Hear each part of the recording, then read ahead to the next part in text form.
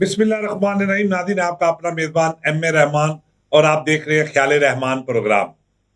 नाज़रीन, आज प्रोग्राम का आगाज करने से पहले हमारी रब्बुल इज़्ज़त से दुआ है कि ए बारी ताला हमें गरीब, मजबूर, लाचार और मफलूज लोगों की खिदमत करने की तौफीक अता फरमा और उनकी हर मुश्किल घड़ी को आसान करने के लिए हमें जरिया बना। तो नाज़रीन, हमारा आपका हर आने वाला आज और कल खुशियों और खुदा ताला की रहमतों से भरा हो।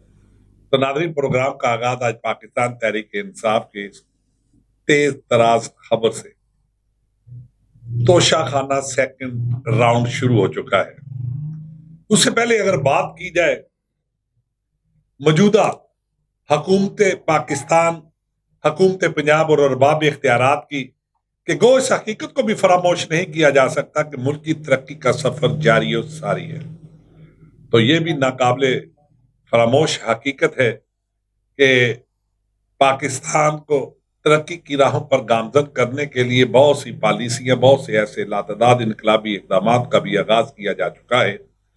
मगर इसके साथ साथ एक हैरान कुन खबर जो आज अखबारात की जीनत बनी और बहुत से सवालात जन्म लिए।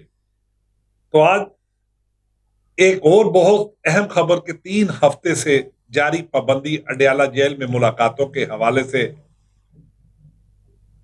उनका भी खात्मा किया गया और कैदियों से मुलाकातें जारी और सारी हैं। इमरान खान साहब से भी बहुत से मुलाकातियों ने मुलाकात भी की और बानी पीटीआई का जेल में ट्रायल बहाल होने के अहकामात भी जारी हो चुके हैं और उम्मीद वास्ता की जाती है कि आइंदा आने वाले दिनों में पीटीआई के बानी इमरान खान का जेल ट्रायल जो है वो शुरू होगा। तो नाज़रीन, इमरान की नाअहली के खिलाफ और इंट्रा पार्टी समेत दीगर दरख्वास्तें भी जेर समात होंगी। तो ये थी ताज़ा तरीन खबरें जो कि अखबारात पर गर्दिश कर रही थी और मीडिया पे चीखती चिल्लाती इन खबरों के हवाले से आज हमने अपने चैनल की वसासत से हमारे साथ इस वक्त स्टूडियो में जो मौजूद शख्सियत है खालिद समदानी साहब, जो कि बड़े ही सीनियर सहाफ़ी हैं और पाकिस्तान तहरीक इंसाफ की बीट पे इनकी गहरी गिरफ्त है और बहुत से सियासी मामलात पर भी इनकी ये गिरफ्त। तो आज हमने इनसे बात करनी है कि पाकिस्तान तहरीक इंसाफ के हवाले से और मौजूदा सियासी निज़ाम के हवाले से। जी खालिद समदानी साहब, आप कैसे हैं सर? ठीक हैं, खैरियत से हैं? अल्लाह का शुक्र, आप सुनाएं, आप खैरियत से? सर दुआएं। सर आज बड़े खुशगवार मूड में कि मोहतरमा बुशरा बीबी की रिहाई के बाद कारकुनों में भी बड़े खुशी के लम्हात। तो आने वाले दिन जो है मेरा आपसे जो है बुनियादी सवाल कि आने वाले दिनों में पाकिस्तान तहरीक इंसाफ के मुस्तकबिल को किस नजर से देखते हैं और आने वाले दिन पाकिस्तान तहरीक इंसाफ के लिए क्या अहमियत रखते हैं? जी अस्सलाम वालेकुम नाज़रीन, और मैं बड़ा मशकूर हूँ आपका एम ए जी रहमान साहब कि जी सर। आपने आज मुझे अपने प्रोग्राम में मदऊ किया। बात ये है कि पीटीआई की तरफ जो है ना इस वक्त हवाएं ठंडी चलने शुरू हो गई हैं, बहुत ज्यादा। जो हम देख रहे हैं। बिल्कुल एम ए रहमान साहब, बात ये है कि पीटीआई के लिए अब मुख्तलिफ खुशखबरियाँ आ रही हैं जी क्योंकि ठंडी हवाओं का सिलसिला शुरू हो चुका है। मौसम सरमा भी करीब। जी बिल्कुल। बात जी ये है कि रही बात तोशाखाना 2 केस की, ये तो एक जानबूझ के लंबा किया जा रहा था केस को जी जी ताकि जो है ना इनकी ज़मानत ना हो सके। लेकिन एंड इस बात ये है कि इस केस में से एंड निकला क्या है, सोचने वाली बात है। एक तो बात ये हो गई और दूसरी बात ये है कि अब इमरान खान साहब का भी केस जो आने वाले वक़्त में मज़ीद है कि जो हमें नज़र आ रहा है जी उनकी जी भी जो है ना ये ज़मानत कन्फर्म हो जाएगी और वो जी जेल से बाहर आ जाएँगे। और कुछ चिड़िया भी ये कह रही है कि इमरान खान पे जो थी पाबंदियाँ वग़ैरह वो भी ख़त्म हो रही हैं। और रही बात चीफ़ जस्टिस साहब की, जो नए चीफ़ जस्टिस तैनात हो चुके हैं, उनकी तरफ से भी कुछ उम्मीद है कि بہتری آئے گی انصاف کے معاملے میں، اس لیے کیونکہ جو نئے چیف جسٹس پاکستان ہیں، سننے میں آیا ہے کہ یہ انصاف پسند آدمی ہے اور ہمیشہ اپنا قانون کی بالادستی کے لیے انصاف کرنے والے لوگ ہیں، تو پتہ چل جائے گا یہ آگے مزید کیا ہوتا ہے۔ جی خالد سمدانی صاحب، بالکل آپ کی بات بالکل ٹھیک ہے کہ بشرا بی بی پر جو ہے وہ توشہ خانہ 2 کے حوالے سے جو فرد جرم عائد ہونے جا رہی تھی وہ بھی مؤخر کر دی گئی ہے، تو یقیناً آپ کی پیشن گوئیاں جو ہے وہ شاید یہ حقائق پہ مبنی ہو، مگر اس کے ساتھ میرا جو ہے وہ دوسرا سوال بڑا اہمیت کا حامل کہ اقتدار ہو پاکستان مسلم لیگ نواز کا، وزیر اعظم ہو میاں شہباز شریف صاحب، اور صوبوں میں حکومت پاکستان مسلم لیگ نواز کی، اور سب سے عظیم ان کی پارٹی کی شخصیت سابقہ وزیر اعظم جو 3 مرتبہ وزیر اعظم پاکستان رہے، آج وہ لندن گئے، تو یہ لندن جانے کا جو پلان اور اس کے پیچھے کون سے ایسے محرکات ہیں، کون سی ایسی اپنا جو ہے وہ سیاست ہے کہ میاں نواز شریف صاحب موجودہ اقتدار میں انگلستان چلے گئے، انگلینڈ گئے اور وہاں پر جا کر آیا کیا پالیسی ہوگی اور انگلینڈ میں کیا سیاسی دیگیں تیار ہوں گی، اس پہ ذرا تھوڑا سا ہمارے ناظرین کو تھوڑا سا۔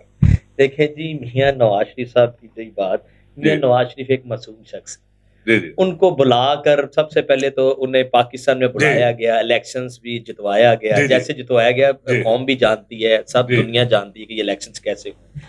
وہ میں اس بات سے آپ کا اختلاف کرتا ہوں، کوئی بھی پاکستان کی اگر سیاسی پارٹی آئی ہے انتخابات میں، اس نے جو ہے وہ نتائج تسلیم کرنے سے انکار کر دیا ہے۔ جی بالکل، جو بھی پارٹی پاکستان میں شکست ہوئی، جس کو بھی پاکستان پیپل پارٹی بڑی عالمگیر اپنا شہرت رکھتی تھی، تو محترمہ بے نظیر بھٹو صاحبہ نے بھی اس وقت الزام عائد کیا کہ ہمارے ساتھ دھاندلی ہوئی ہے، تو یہ تو پاکستان کی تاریخ کا ایک المیہ ہے کہ 1947 کے بعد کسی بھی پارٹی نے جو ہے سیاسی نتائج جو ہے وہ قبول نہیں کیے، تو یہ تو بات آپ کی ٹھیک ہے جو آپ کہہ رہے ہیں، تو انتخابات ہوئے، اقتدار ان کا آیا، تو آج سوال صرف اور صرف یہ ہے کہ میاں نواز شریف صاحب انگلینڈ جانے پہ کیوں مجبور ہوئے، جبکہ بہت سی پالیسیاں دینی تھی، بہت سے معاملات جو ہے وہ ملک پاکستان کی ترقی کے لیے انہوں نے کرنے تھے اور بہت سے اجلاس بھی کیے انہوں نے۔ دیکھیں جی، میاں نواز شریف صاحب کو جس مقصد کے لیے بلایا گیا تھا وہ مقصد پورا ہو گیا،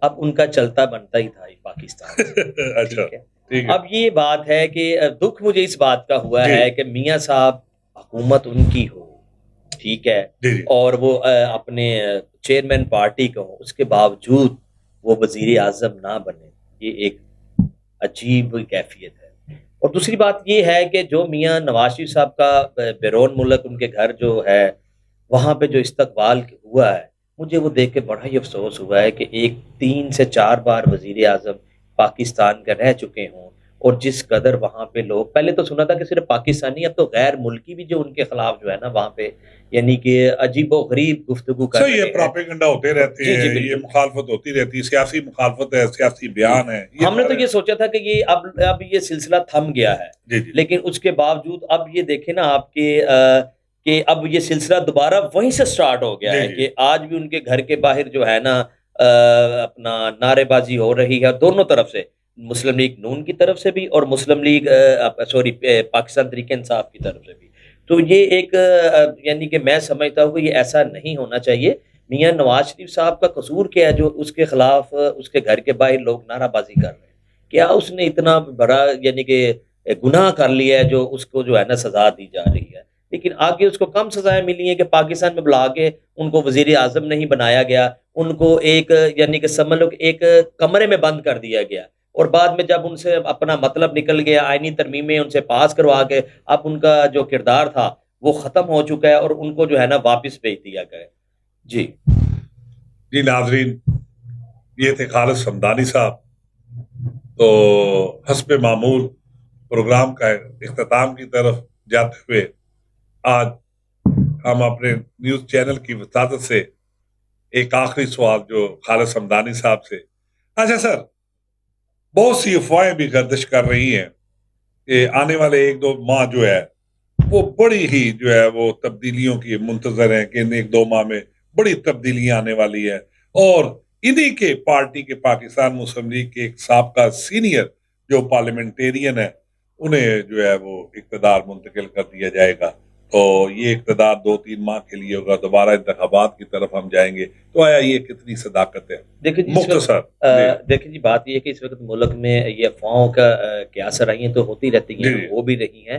اب اس پہ کچھ نہیں کہا جا سکتا. اب مجھے یہ بتائیے گا کہ جس چیف جسٹس صاحب کے لیے اتنا کچھ انہوں نے کیا, بندے غائب کر دیے ہیں, سب کچھ ووٹنگ کے لیے, کیا کچھ نہیں کیا. جی. اب کیا آپ توقع رکھ سکتے ہیں کہ آگے آنے والے وقت میں کیا وہی فیصلے یعنی کہ ان کے اگینسٹ چلے جائیں؟ یا میں تو نہیں مان سکتا اس بات کو.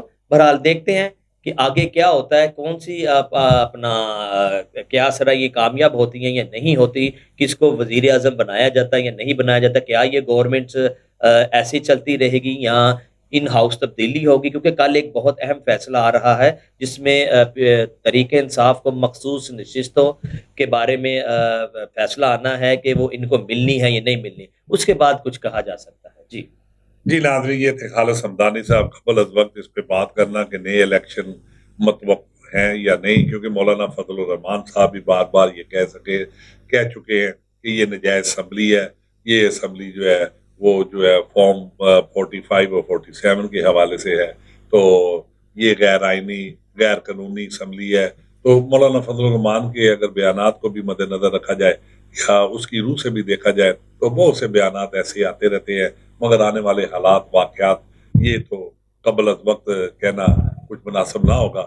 جی ناظرین, ایم رحمان کو C9 ڈیجیٹل سے دیجیے اجازت, پھر نئے کسی پروگرام کے ساتھ آپ کے ساتھ ملاقات کریں گے انشاءاللہ تعالی. اللہ حافظ.